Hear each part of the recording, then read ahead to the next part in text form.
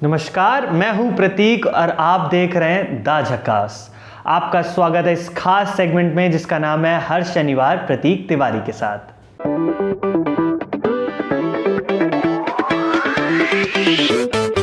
तुम मुझे वोट दो, मैं तुम्हें वैक्सीन दूंगा। मैं फिर से दोहराता हूं, तुम मुझे वोट दो, मैं तुम्हें वैक्सीन दूंगा। क्या ऐसा नहीं है तो कैसा है? तुम मुझे खून दो, मैं तुम्हें आज़ादी दूंगा। जी हाँ, ये कहा था सुभाष चंद्र बोस जी ने कि तुम मुझे खून दो, मैं तुम्हें आज़ादी दूंगा। बोस जी ने यह नारा तब दिया था जब भारत अंग्रेज़ों से लड़ रहा था और भारत के युवाओं को बोस के इस नारे की बहुत ज़रूरत थी। तुम मुझे वोट दो, मैं तुम्हें वैक्सीन दूंगा, ये नारा भारतीय जनता पार्टी ने दिया है। ये काफ़ी अजीब बात है कि जो चीज़ अभी ज़मीनी स्थिति पर भी नहीं आई है उसे किसी पॉलिटिकल पार्टी ने अपने मैनिफेस्टो में शामिल किया है। भारतीय जनता पार्टी ने कोविड-19 वैक्सीन को बिहार इलेक्शन के बाद जीतने के बाद लोगों में फ्री में बंटवाने का वादा किया है। यानी उन्होंने कहा है कि वो प्रत्येक व्यक्ति को कोविड-19 का वैक्सीन देंगी।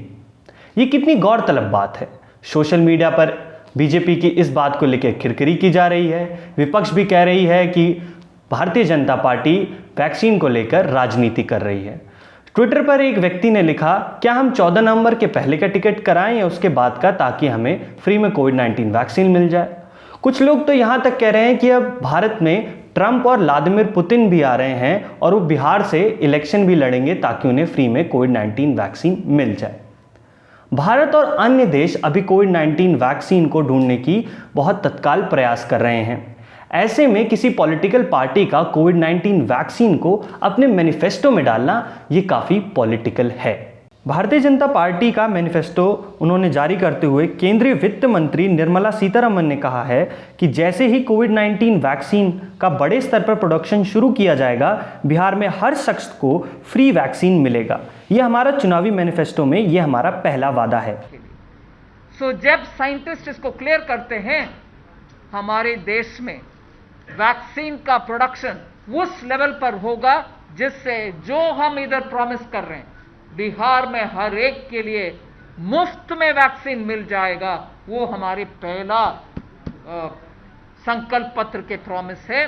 भरोसा के साथ बिहार की जनता को हम आश्वासन दिलाना चाहते हैं कि वैक्सीन फ्री में आप सबको मिले। वित्त मंत्री निर्मला सीतारमण ने ये कहा और इसके बाद पत्रकारों से प्रश्न नहीं लिए। बिहार विधानसभा चुनाव में भारतीय जनता पार्टी ने शिक्षकों की नियुक्ति को लेकर बड़ा वादा किया है। बिहार में भाजपा ने अपने विजन डॉक्यूमेंट में 11 संकल्प किए हैं, जिनमें 19 लाख रोजगार का वादा है। मगर इन सबसे बड़ा वादा शिक्षकों की नौकरी का है। भाजपा ने अपने संकल्प पत्र में ये सारे वादे किए हैं। उन्होंने कहा है कि आने वाले 1 साल में 3 लाख टीचरों की नियुक्ति की जाएगी। नेता तेजस्वी यादव ने भाजपा के इस घोषणा पत्र पर तीखी प्रतिक्रिया देते हुए कहा है कि कोरोना का टीका पूरे देश का है, सिर्फ बीजेपी ने इसका ठेका नहीं लिया है। अन्य विपक्षी नेताओं ने भी कहा है कि भाजपा कोरोना वैक्सीन पर राजनीतिक खेल खेल रही है। अमेरिका में कुछ दिनों में वहां के प्रेसिडेंशियल इलेक्शन होने जा रहे हैं। उन्हीं प्रेसिडेंशियल इलेक्शन के पहले एक प्रेसिडेंशियल बहस होती है। इसी बहस में डोनाल्ड ट्रंप और जो बिडेन के बीच तीखी नोकझोंक हुई। डोनाल्ड ट्रंप ने रूस, चाइना और भारत पर जम के भड़ास निकाली है।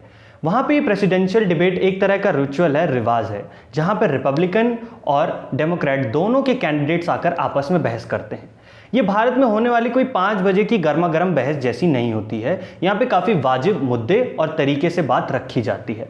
लेकिन डोनाल्ड ट्रंप ठहरे डोनाल्ड ट्रंप। उन्होंने भारत, रूस और चाइना को खरी खोटी सुना दी। उन्होंने कहा कि भारत, रूस और चाइना एयर क्वालिटी, अपनी देश की एयर क्वालिटी कंट्रोल नहीं करती है। वहाँ की हवा काफ़ी जहरीली है और ख़राब है। वहीं पे आप यूएस को देखिए, यहाँ पे एयर क्वालिटी कंट्रोल काफ़ी अच्छा है। ऐसा पहली बार नहीं है कि डोनाल्ड ट्रंप ने भारत को लेकर कोई विवादित बयान दिया है। भारत पर यूएस इकॉनमी पर टैरिफ लगाना या फिर भारत से हाइड्रोक्सीक्लोरोक्विन मांगना, ट्रंप हमेशा विवादित बयान ही देते हैं। डोनाल्ड ट्रंप ने चुनाव में अपने प्रतिद्वंदी और डेमोक्रेटिक रिपब्लिक के उम्मीदवार जो बिडेन के साथ एक बहस के दौरान कहा कि चीन को देखो, वहाँ कितनी गंदगी है। रूस को देखो, भारत को देखो, वहाँ की हवा गंदी है। वह पेरिस समझौते से बाहर इसीलिए चला गया क्योंकि हमें खरबों डॉलर निकालने पड़ते थे और हमारे साथ काफ़ी गलत व्यवहार हुआ करता था। अमेरिका में अंतिम प्रेसिडेंशियल डिबेट में राष्ट्रपति ट्रंप ने खराब हवा को लेकर भारत पर टिप्पणी की। उसके बाद से ही ट्विटर पर फिल्दी ट्रेंड होने लगा। इसको लेकर कई लोगों के रिएक्शन भी आए। कुछ लोगों ने ट्रंप की आलोचना को सही माना, वहीं कुछ लोग राष्ट्रपति ट्रंप की आलोचना भी कर रहे हैं। बता दें कि ट्रंप ने दावा किया है कि अमेरिका में सबसे कम कार्बन प्रोड्यूस किया जाता है। ट्रंप ने इससे पहले जलवायु परिवर्तन के मुद्दे पर रूस और चीन के साथ साथ भारत को भी कटघरे में खड़ा किया था। पिछले दिनों ट्रंप ने आरोप लगाया था कि भारत, चीन और रूस अपनी हवा गुणवत्ता पर ध्यान नहीं देते, जबकि इसका खामियाजा अमेरिका को भुगतना पड़ता है। देश में केंद्र सरकार के 3 किसान बिल अब कानून बन चुके हैं और इस कानून के खिलाफ लगातार देश भर के किसान विरोध प्रदर्शन कर रहे हैं। राजस्थान और पंजाब के किसान इस बिल से कुछ ज़्यादा ही नाखुश दिख रहे हैं। किसान देश भर में रेल रोको आंदोलन, चक्का जाम जैसी चीज़ें कर रहे हैं। हरियाणा और पंजाब के किसानों ने तो आगजनी भी की है। इन किसान आंदोलनों में कांग्रेस पार्टी इनका बखूबी साथ दे रही है। उन्होंने केंद्र सरकार के खिलाफ काफ़ी बड़ा मोर्चा खोल रखा है। सरकार लगातार किसानों से बातचीत करने की कोशिश कर रहे हैं, लेकिन किसान हैं कि मानते ही नहीं। देश में कृषि कानूनों के खिलाफ विरोध प्रदर्शन में अब पंजाब सरकार ने इन कानूनों को रोकने के लिए अपने विधेयक पास कर दिए हैं। पंजाब की कैप्टन अमरिंदर सिंह सरकार ने कृषि कानूनों के खिलाफ विधानसभा सत्र बुलाया, जिसके बाद विधानसभा में 3 विधेयक और एक प्रस्ताव पेश किया गया, जिसके बाद अब इस प्रस्ताव को राज्यपाल के पास भेजा जाएगा और अगर राज्यपाल उसे पास कर देते हैं तो राष्ट्रपति के पास इसका प्रस्ताव जाएगा। राजस्थान के मुख्यमंत्री अशोक गहलोत ने मंगलवार को कहा है कि राजस्थान सरकार भी केंद्र द्वारा हाल ही में पारित कृषि संबंधी कानूनों के खिलाफ विधेयक लाएगी। इसके लिए जल्द ही राज्य में विधानसभा का विशेष सत्र बुलाया जाएगा। राज्य मंत्री परिषद की मंगलवार शाम को हुई बैठक में यह फैसला किया गया है। उन्होंने ये जानकारी ट्वीट करके दी। मुख्यमंत्री गहलोत की अध्यक्षता में हुई इस बैठक में केंद्र सरकार की किसानों से संबंधित विषयों पर बनाए गए 3 नए कानूनों से राज्य के किसानों पर पड़ने वाले प्रभावों पर चर्चा की गई। 30 अगस्त को प्रधानमंत्री मोदी की मन की बात कार्यक्रम में बीजेपी के YouTube चैनल पर जितने लाइक आए थे उससे 3 गुना ज़्यादा उस पर डिसलाइक आए थे। इसी को चलते 20 अक्टूबर को जब प्रधानमंत्री मोदी अपनी मन की बात कर रहे थे, यानी देश के नाम संबोधन कर रहे थे, तो बीजेपी के YouTube चैनल पर उनकी जो लाइव स्ट्रीम थी उस पर उन्होंने लाइक एवं डिसलाइक को डिसेबल कर दिया था, यानी कोई उसे देख नहीं सकता था। प्रधानमंत्री नरेंद्र मोदी ने अपने इस संबोधन में लोगों को बताया कि अभी कोरोना गया नहीं है, तो मास्क पहनें, सैनिटाइजर लगाएं और 2 गज की दूरी अवश्य निभाएं। लेकिन लगता है प्रधानमंत्री मोदी का ये भाषण बिहार के लोगों ने नहीं सुना। तभी तो बिहार के रैलियों में 2 गज की दूरी तो छोड़िए, लोग एक के ऊपर एक लद के रैलियों में घूम रहे हैं और रैलियां कर रहे हैं। यह हाल सिर्फ बीजेपी का नहीं, कांग्रेस, लेफ्ट पार्टियां, आरजेडी और जेडीयू का भी यही हाल है। प्रधानमंत्री मोदी ने कहा कि कोरोना की इस लड़ाई में जनता कर्फ्यू से लेकर आज तक हमारी यानी भारतवासियों ने एक बहुत लंबा सफर तय किया है। समय के साथ आर्थिक गतिविधियों में भी तेजी आ रही है। हम में से अधिकांश लोग अपने जीवन की गति वापस पकड़ रहे हैं, लेकिन हमें तभी बाहर निकलना चाहिए जब बहुत ज़्यादा ज़रूरी हो। त्योहारों के इस मौसम में बाज़ारों में भी रौनक धीरे धीरे लौट रही है, लेकिन हमें ये नहीं भूलना चाहिए कि लॉकडाउन भले ही ख़त्म हो रहा हो या चल रहा है, लेकिन वायरस अभी भी हमारे घर के बाहर ही खड़ा है। तो दूरी बनाइए, सतर्क रहिए। आज की अच्छी खबर, कोविड-19 वैक्सीन को लेकर एक अच्छी खबर आ रही है।